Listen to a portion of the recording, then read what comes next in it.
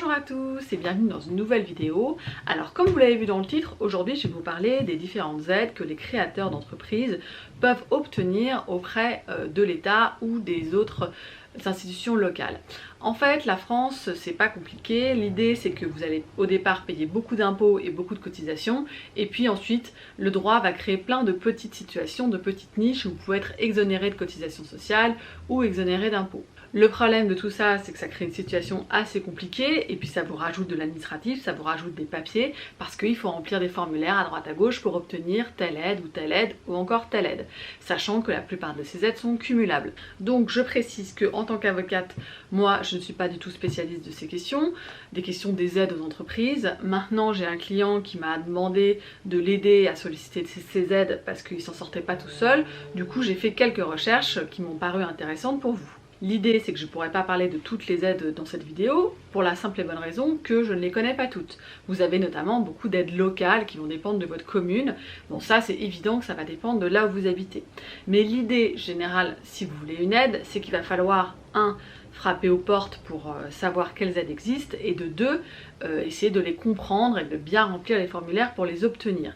Donc ça implique que vous sortiez de chez vous, et là je m'adresse aux gens qui sont aux micro-entrepreneurs ou qui ont une entreprise et qui sont bien pépères, tranquilles sur leur canapé. Si à un moment vous voulez une aide, il faut vous déplacer, il faut passer des coups de fil, il faut comprendre ce système d'aide qui est un petit peu complexe. Quelles institutions versent ces aides? Alors c'est pas compliqué, globalement c'est le Pôle emploi qui va gérer une partie des aides, donc il va falloir voir avec le Pôle emploi. Ensuite il y a tout ce qui est régional, la région, ils ont une enveloppe d'aide. Ensuite il y a tout ce qui est lié aux impôts, donc là il faut remplir des formulaires avec, votre centre des impôts des entreprises. Et puis il y a tout ce que je vous dis, tout ce qui est local, donc en gros il faut un peu appeler tout le monde, il faut appeler son département, il faut appeler sa région, il faut appeler sa commune, le Pôle emploi, la CCI, j'en ai oublié une mais c'est pas grave, il faut un peu passer des coups de fil partout pour demander à chaque fois, voilà, quel système d'aide vous avez pour les entreprises et quelle forme prend cette aide, comment puis-je l'obtenir. C'est ça l'idée générale. Alors les principales aides aux créateurs d'entreprises, alors quand je dis créateur, c'est soit vous créez une entreprise, soit vous reprenez une entreprise. Dans ces cas-là, vous avez droit à plusieurs aides. Alors la première, c'est la plus connue, c'est l'ACRE. Alors l'ACRE, c'est une aide qui prend la forme d'une exonération des cotisations sociales, c'est-à-dire que chaque mois ou chaque année ou tous les 3 mois, l'URSSAF va vous prélever une partie de votre chiffre d'affaires en cotisation sociale.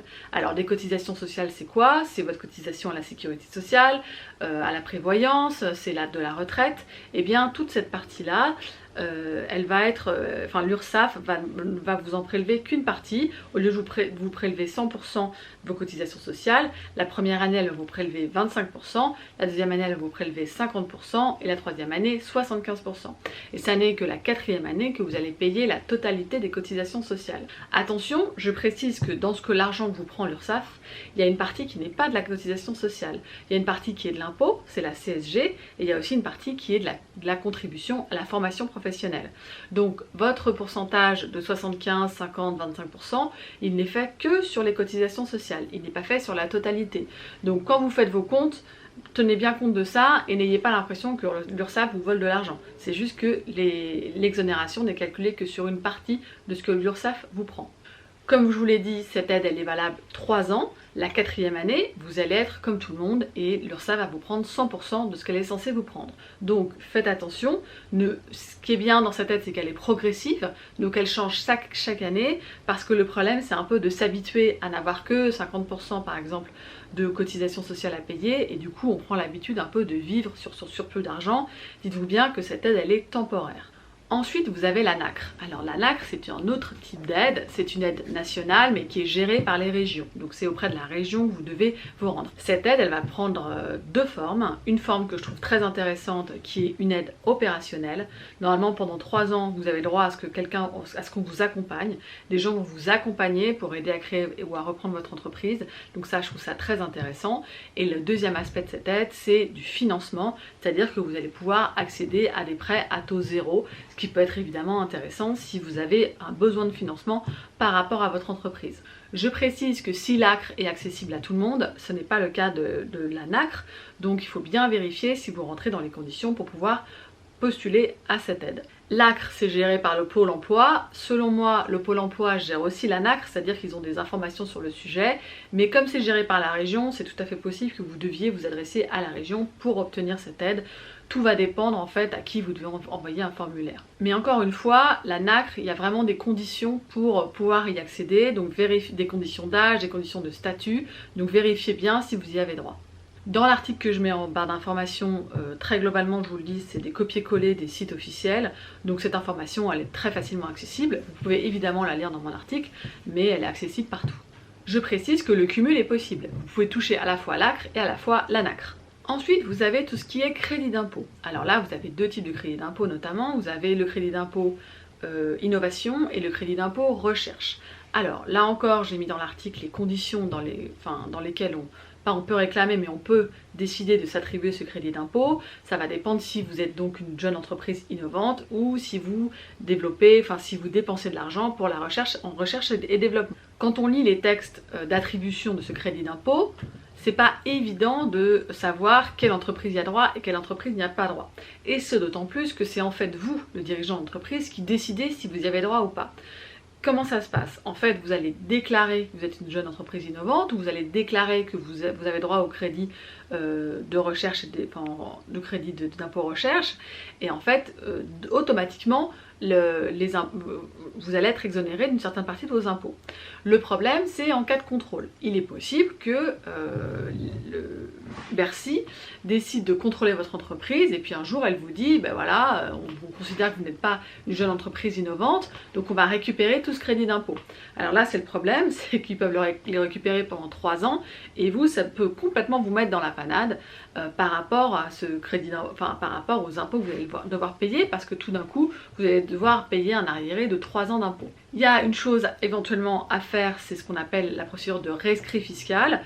En quoi ça consiste cette procédure? C'est pas très compliqué, vous écrivez aux impôts en leur disant voilà ce que fait ma société, voilà ce que je fais, est-ce que vous, les impôts, vous pensez que je rentre dans le champ d'application du crédit d'innovation ou du crédit d'impôt recherche? Vous avez deux cas de figure. Vous avez soit ils vous disent non, non, non, vous rentrez pas dans le cadre légal de ce crédit d'impôt, donc ne le demandez pas, soit ils ne vous répondent pas, et si vous ne répondent pas dans un délai de 2 mois, ça vaut acceptation. Alors moi, très sincèrement, j'aurais tendance à me conseiller de faire le rescrit fiscal. Après, il y en a qui vous diront qu'il vaut mieux pas le faire parce qu'ils vont peut-être vous dire non, et puis en fait, ils vont jamais vous contrôler. Bon, là c'est à vous de voir. Je vous dis, la seule manière d'être sûr et certain si vous avez un doute sur le fait que votre entreprise est innovante, ou alors si vous avez un doute sur le fait qu'il y a beaucoup d'argent qui est mis en recherche et développement, et bien dans ce cas-là, faites une demande de rescrit fiscal. C'est assez simple à faire et ça vous permettra d'être sûr de vous. Alors en quoi consiste cette aide? Eh bien c'est pas compliqué, c'est du crédit d'impôt. Donc soit c'est un crédit d'impôt sur votre impôt aux sociétés, soit c'est un crédit d'impôt sur votre impôt sur le revenu. C'est-à-dire que les impôts que vous allez payer, eh bien on va vous les rendre. Donc c'est une forme de subvention. Là encore, comme pour les aides précédentes, il y a quand même des montants maximum, donc renseignez-vous bien sur quelles conditions pour ce crédit d'impôt et quels sont les montants qui peuvent être remboursés en crédit d'impôt. Enfin, le dernier type d'aide dont j'aimerais parler, c'est si vous êtes en zone rurale, notamment en zone rurale à revitaliser. Là, vous avez tout un panel d'aides. Je ne vais pas rentrer dans les détails, j'ai tout mis dans l'article, mais n'hésitez pas, si vous habitez à la campagne, si votre entreprise est à la campagne, à bien vérifier si vous êtes dans ce type de zone, notamment auprès de votre CCI local ou auprès de votre commune ou de votre région, toutes les institutions. Et normalement, elles sont en mesure de vous dire si vous rentrez dans ce cadre-là.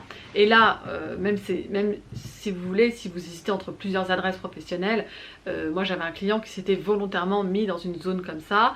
Il n'allait pas souvent à son bureau, mais il avait mis son siège social dans cette zone pour pouvoir bénéficier de toute une série d'aides.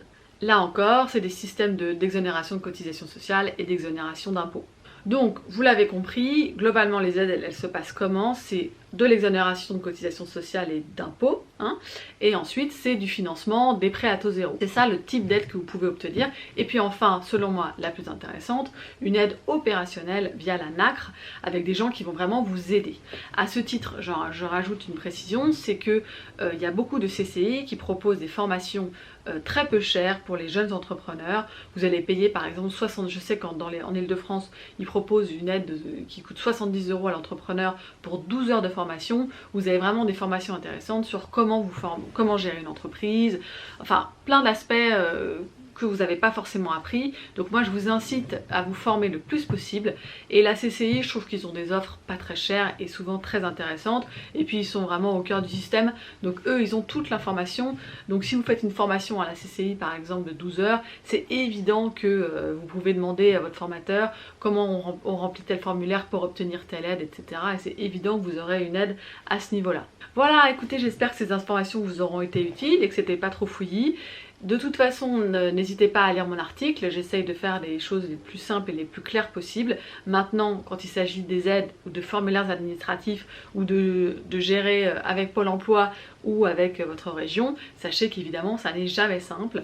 Donc je vous souhaite du courage, mais en tout cas c'est très important que vous preniez ce sujet à cœur et que vous sortiez de chez vous pour pouvoir obtenir ces aides. Elles seront très bénéfiques à la création de votre activité.